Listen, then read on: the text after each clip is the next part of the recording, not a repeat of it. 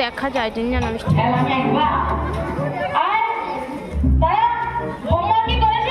না কেন কারেন্ট খাইলাম কারেন্ট ছিল না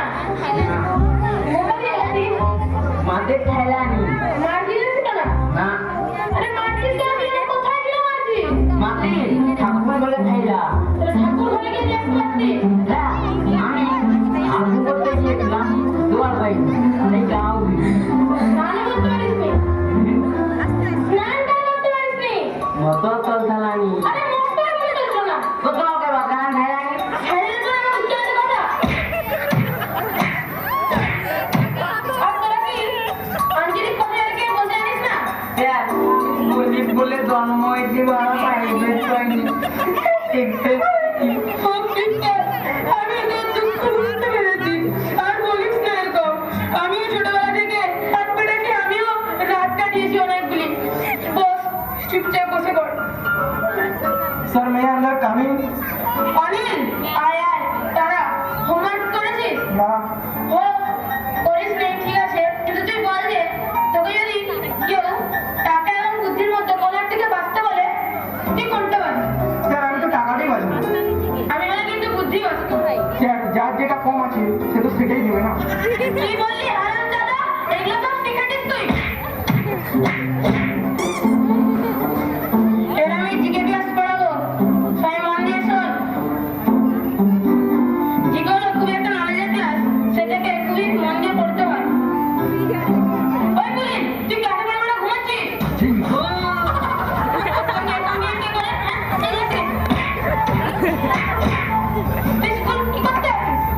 স্যার আমি তো স্কুলে শেখার জন্য আছি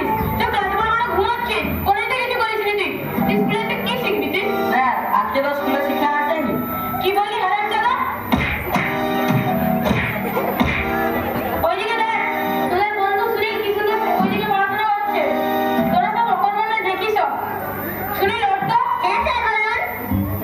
বল পশ্চিমবঙ্গের কয়টি ঋতু স্যার আমি বলবো বল সুনীল 6টি। না স্যার 4টি ঋতু দেখ সুনীল কি সুন্দর পড়াশোনা করছে তোরা সবগুলো অকর্মণ্য দেখি আপনি যদি তাকে এতই প্রাধান্য দেন তাহলে আমরা কি করতে পারি? তার উত্তর কি আমি তোকে দেবো না স্যার, দিতে হবে না। আপনি শুধু সুনীলকেই পড়ান। আমাদের মতো ফালতু ছেলের সঙ্গে মিশলে সেও ফালতু হয়ে যাবে। আমরা শুধু ক্লাসে রিলস করি। স্যার আমি একটু যাবো রিলস করতে না তুই যাবি না ওরা সব ফালতু ছেলে ওদের সঙ্গে মিশলে তুইও ফালতু হয়ে যাবি দেখ অনিল, স্যার কিরকম তাকে প্রাধান্য দিচ্ছে, আমাদের সঙ্গে মিশতে না বলছে। চল আমরা ক্লাসে রিলস করি। ওই তোরা কি এই ক্লাসে কি ডান্সের ক্লাস করছিস তোরা এখন রিলস করতে লেগে বলি চুপচাপ বসবি না সব হারাম দাদা আর তোরা ক্লাসগুলো মাঝিয়ে গেছিস ইন্টারনেটের প্রভাবে তোরা সব নষ্ট হয়ে যাচ্ছিস এটা নিয়ে একটা গল্প আছে তাই ইন্টারনেটের কুপ্রভাব আর তোদের হেড হলো এই রনিত স্যার এটাই তো আমার ট্যালেন্ট চুপচাপ তোরা স্কুলে কি করতে আসিস ক্লাসে তো থাকাই উচিত না তোর কোনো রীতি নেই জ্ঞান নেই কিচ্ছু নেই ওই রহিম কি বল ভারতের একটা কৃষি প্রোগ্রামের নাম কি স্যার আলিয়া ভট্ট কি আলিয়া ভট্ট কি আলিয়া ভট্ট রে স্যার ও তো ঠিকই বলেছে, ও তো জন্ম থেকেই তোতলা। ও বলতে চাইছে আর্যভট্ট। ও আচ্ছা ঠিক আছে ভালো ছেলে বস বস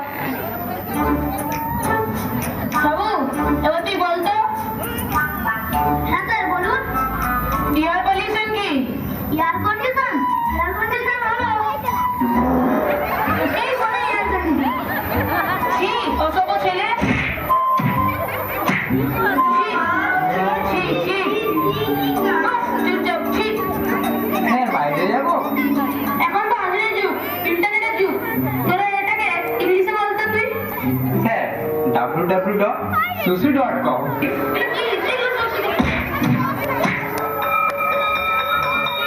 এবার টিফিনের ঘন্টা পড়ে গেল এবার সবাই টিফিন খেয়ে নে আমি ওই টিফিনের পর এক্সাম নিবো সবাই রেডি থাকবি এ শোন দেখ আমি না নোট করে এনেছি আমরা 4জন ক্লাসে টপ করে যাবো হ্যাঁ আর বলবি কাউকে চিট পাস করবি না বলে রাখলাম, আমাদের 4 জনের মধ্যেই চলবে, ঠিক আছে? বুঝলি, তুই অনেকটা পিছন দিকে বস, ঠিক আছে? রাস্তায় বসে যাচ্ছি, বস। কি রে, তোরা সবাই একদমের জন্য রেডি? হ্যাঁ স্যার। নে, এবার সবার পেপার নিয়ে নে সবাই। জি স্যার। আমি বল দিচ্ছি।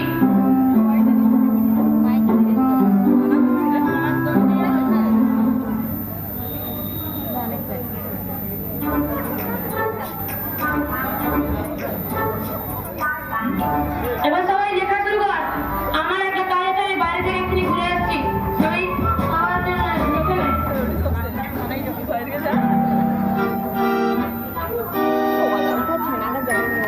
ওই, রনি, তুই চিট করছিস দেখি? হ্যাঁ স্যার, মানে আচ্ছা কর। Thank you sir. স্যার আপনি আমাকে চিট করতে দেখো কিছু বললেন না কেন? আমি পুলিশের কাছে যাবো, হাইকোর্ট অব্দি যাবো।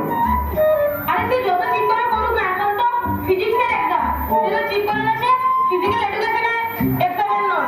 সে কি করবে? স্যার, তাহলে ফিজিক্যাল এডুকেশনের এক্সামটা কবে? কি বলি হয়েছিল?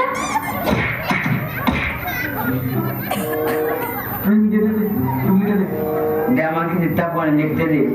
তুমি দেখলে একটু ডিস্টার্ব করে, আমি কাছে ডিস্টার্ব করে। না, আমি সারা দিন টুকলি করছি না, ঘুমিয়ে করি, লিখতে দে এখন। ওকে, তুই আমাকে যখন মারবো আমি দা তোকে আর আমি মারবানি। সোদাকে ভালো নিয়ে যাবে আমি দেখতে পাচ্ছি তো মানে বাজি লাগছে তো বুঝতেই